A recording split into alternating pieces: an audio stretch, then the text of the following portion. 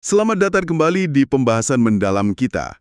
Hari ini kita mau kupas tuntas sebuah dilema yang kayaknya klasik banget ya di dunia sistem informasi rumah sakit atau SIM-RS. Betul sekali. Dilema ababi mungkin ya.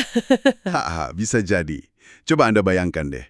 Di satu sisi ada dokter dengan bahasa klinisnya yang kaya banget spesifik. Di sisi lain ada tuntutan kaku dari administrasi. Tuntutan kode-kode standar ya. Nah, itu dia, kode standar yang sayangnya bisa berubah-ubah. Jadi, ini bukan cuma masalah teknis loh, tapi lebih ke filosofi desain sistemnya. Setuju. Untuk membedah ini, kita akan merujuk ke sebuah artikel menarik dari hajriahfajar.com. Artikel ini mengusulkan sebuah arsitektur yang kayaknya jitu banget untuk menjembatani jurang ini. Misi kita, bongkar arsitektur ini biar kita paham gimana sih caranya bikin sistem jadi lebih tahan banting. Oke, siap. Dan untuk mulai, artikel ini langsung kasih cerita nyata yang, kena banget. Bayangkan ada rumah sakit, tiba-tiba semua klaimnya untuk diagnosis asma bronkial akut ditolak mentah-mentah oleh BPJS. Waduh. Alasannya sepele, kodenya kedaluarsa. Panik nggak tuh? Akhirnya seorang admin harus lembur 3 minggu penuh, buka puluhan ribu rekam medis, dan ubah kode itu satu persatu. Manual. 3 minggu. Wow. Cerita itu gejala dari penyakit yang jauh lebih dalam sih. Penyakit sistemnya ya. Betul. Dan yang paling penting kita sadari kan, seperti yang ditekankan di artikel, ini bukan salah dokternya, bukan juga salah adminnya. Lalu salah siapa dong? Akar masalahnya itu di arsitektur sistem yang rapuh. Desain yang memaksa dua hal yang kodratnya beda, data klinis yang harusnya abadi, dan kode administratif yang sementara untuk, disatukan? Dipaksa jadi satu gitu ya? Iya, ini bom waktu yang diam-diam ditanam di database rumah sakit. Ledakannya yaitu tadi biaya operasional yang luar biasa besar. Bom waktu. Istilah yang pas banget. Artikel ini juga ngasih skenario lain yang saya yakin banyak tenaga medis pernah alami. Coba bayangkan, seorang dokter spesialis senior, pengalamannya puluhan tahun. Jago banget lah pokoknya. Jago banget. Tapi dokter yang sama bisa terdiam di depan komputer, pusing lihat drop-down menu isinya ribuan kode ICD-10. Hahaha, iya, kebayang. Dia cuma bergumam, pasien ini jelas gagal jantung kongestif dekompensata, tapi kodenya I50.0 atau I50.9 ya. Nah, karena antrian pasien udah panjang, seringkali yang dipilih ya yang paling gampang aja. Nah, itu dia. Dan yang menarik di sini adalah dampak dari kebingungan kecil itu ternyata gede banget. Segede apa memangnya? Saat dokter memilih kode yang mirip tapi nggak presisi, saat itulah terjadi pencemaran data di titik paling awal. Data klinis yang harusnya jadi aset paling berharga, yang akurat, yang kaya nuansa, Malah jadi sekedar kode yang mungkin keliru. tepat, tereduksi jadi kode administratif. Ini terjadi bukan karena dokternya nggak tahu, tapi karena sistemnya maksa dia berbicara bahasa mesin, bukan bahasa klinis. Kualitas data dikorbankan demi kemudahan input sesaat. Disinilah artikelnya menawarkan sebuah prinsip fundamental sebagai solusi. Dan ini jadi gagasan utama dari seluruh pembahasan ini sih. Prinsipnya sederhana, tapi kuat banget. Gimana tuh prinsipnya? Data klinis adalah kebenaran pertama. Kode administratif adalah turunan yang bisa berubah. Menarik. Analogi yang dipakai di artikel ini bantu saya banget buat paham. Data klinis itu ibarat dinding struktur rumah. Kokoh, fundamental, permanen. Oke.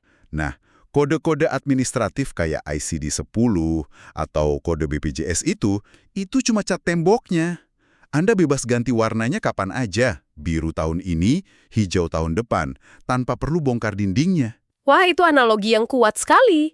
Dan itu bukan cuma kiasan ya, tapi cerminan realitas di dunia kesehatan. Maksudnya?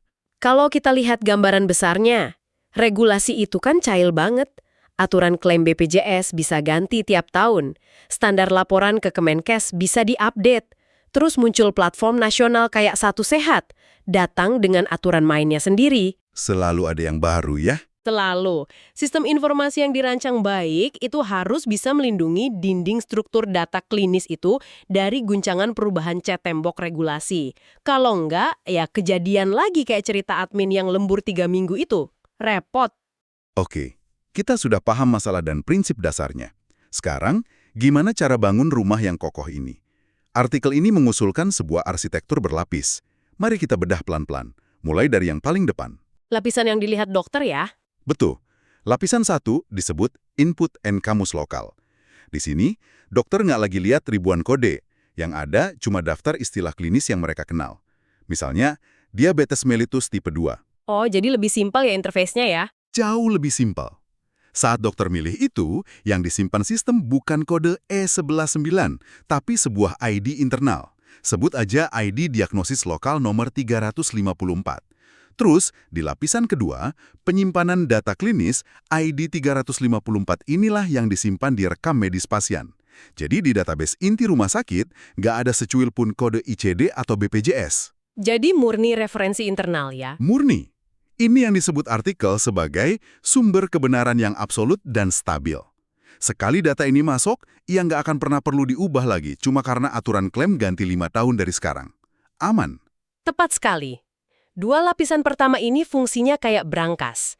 Kita kunci kebenaran klinis di dalamnya, kita lindungi dari kontaminasi dunia luar. Dokter jadi bisa fokus ke diagnosisnya ya. Benar.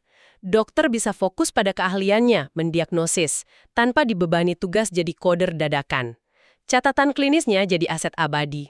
Oke, data klinisnya sudah aman di brankas. Tapi kan data murni ini belum bisa dipakai buat klaim atau laporan. Gimana sistem menerjemahkannya? Nah, disinilah jantungnya arsitektur ini. Mungkin Anda bisa jelaskan lapisan berikutnya. Tentu. Kita masuk ke lapisan ketiga, yang oleh artikel disebut tabel mapping. Anggap aja ini kayak kamus penerjemah universal milik rumah sakit. Kamus penerjemah, oke. Ini tabel sederhana yang tugasnya menghubungkan satu ID diagnosis lokal ke banyak sistem kode eksternal. Oh, satu ke banyak ya? Betul. Jadi ID lokal 354 untuk diabetes mellitus tipe 2 tadi bakal dipetakan begini. Untuk ICD-10 kodenya E11.9. Untuk ICD-11, 5A11. Buat klaim BPJS 2024 kodenya DM02. Buat satu sehat yang pakai SNOMED City, kodenya 44054-006. Wow, semuanya di satu tempat. Semuanya di satu tabel, lengkap dengan tanggal efektifnya. Dan yang krusial, ngelola tabel ini bukan lagi tugas dokter, tapi tugas tim khusus. Misalnya komite rekam medis. Lalu, bagaimana semua ini digunakan di lapisan terakhir? Disitulah lapisan keempat, output dan layanan, berperan. Lapisan ini yang ngobrol sama dunia luar. Pas mau kirim klaim, layanan klaim BPJS akan ambil ID lokal 354 dari data pasien, terus nanya ke tabel mapping. Nanya gimana tuh? Untuk ID 354, tolong kasih kode yang sesuai untuk sistem kode BPJS 2024 dan masih valid hari ini. Tabel mapping kasih jawaban DM02. Kode itu yang dikirim.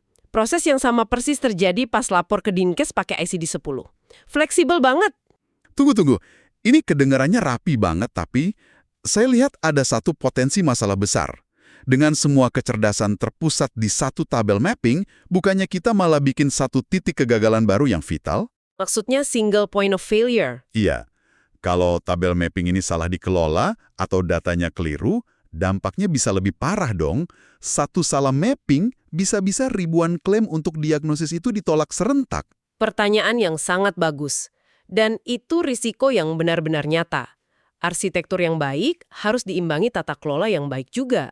Jadi gimana solusinya? Solusinya ada beberapa lapis. Pertama, akses buat ubah tabel mapping ini harus sangat terbatas. Cuma buat tim kodifikator terlatih. Kedua, setiap perubahan harus ada audit trail-nya.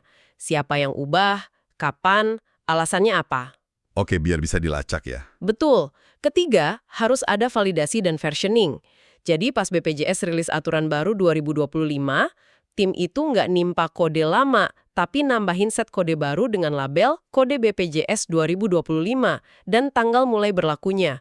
Jadi kita bisa lacak histori. Jadi risikonya ada tapi bisa dimitigasi ya. Jangan proses nanya ke tabel mapping tiap saat ini bikin sistem jadi lemot. 3 kekhawatiran yang sangat valid. Dan itu sering jadi penghalang. Nah, gimana jawabnya? Mari kita pecah satu persatu. Soal performa lemot, itu sebenarnya mitos dari era database lama. Buat database modern, operasi join atau pencarian ke satu tabel referensi itu cepet banget, hitungannya milidetik. Biaya performa ini nggak ada apa-apanya dibanding biaya operasional akibat kekacauan regulasi. Oke, jadi soal performa aman. Terus soal data historis, Nah, ini memang tantangan terbesarnya. Prosesnya disebut refactoring database. Ini PR besar yang pahit di awal, tapi cuma perlu dilakukan sekali. Sekali seumur hidup gitu ya. Betul. Tim harus mindai data lama, ngelompokin kode-kode yang ada, terus bangun tabel mapping awalnya. Ini kayak bersihin gudang yang udah berantakan 10 tahun. Berat, tapi setelahnya rapi. Ini investasi bayar di depan buat menghindari cicilan penderitaan nanti. Dan soal kerumitannya, Disinilah kita perlu ubah cara pandang. Arsitektur aja nggak cukup. Proses bisnis dan pembagian tanggung jawabnya harus ikut diubah. Arsitektur ini justru memperjelas.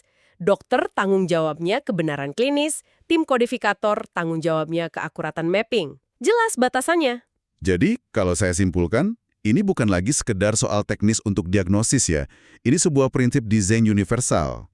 Apa tadi istilahnya di dunia software? Separation of concerns atau separasi konsep. Nah, itu dia. Memisahkan secara tegas antara apa yang sebenarnya terjadi dengan bagaimana kita harus melaporkannya. Tepat sekali. Prinsip ini bisa diterapkan di mana saja di dalam SIM RS. Coba pikirin prosedur medis kan ada kodenya sendiri. Pikirin obat-obatan yang harus di-mapping ke katalog farmasi nasional. Oh iya, benar juga. Bahkan data nakes, ada NIK, STR, ID pegawai, semuanya perlu dipetakan. Setiap kali Anda nemu ada dua konsep yang kecepatan perubahannya beda, satu inti yang stabil, satu lagi domain pelaporan yang bergejolak, disitulah perlu dibangun jembatan mapping ini. Apalagi dengan tuntutan integrasi ke satu sehat sekarang ya. Nah, itu dia. Ini jadi semakin krusial. Tanpa arsitektur begini, integrasi bisa jadi mimpi buruk. Jadi, apa artinya semua ini? Kalau kita tarik benang merahnya, arsitektur yang diusulkan ini pada dasarnya sebuah pergeseran pola pikir ya. Pergeseran besar malah. Kita bergerak dari paradigma lama yang rapuh, yaitu input data sekali untuk semua kebutuhan, ke paradigma baru yang lebih kokoh. Input datar untuk mencatat kebenaran inti, lalu hasilkan berbagai format output sesuai kebutuhan. Betul. Ini adalah investasi untuk membangun apa yang kita sebut ketahanan sistem atau sistem resilience. Ketahanan sistem? Iya, di sektor kesehatan yang perubahannya cepat banget, ilmu baru, regulasi baru, platform baru, sistem informasi kita nggak bisa lagi dibangun kayak menara gading yang kaku, gampang retak kalau ada gempa regulasi. Harus lebih fleksibel ya. Harus dirancang seperti kapal modern yang lentur. Lambungnya kokoh, tapi sistem navigasinya adaptif.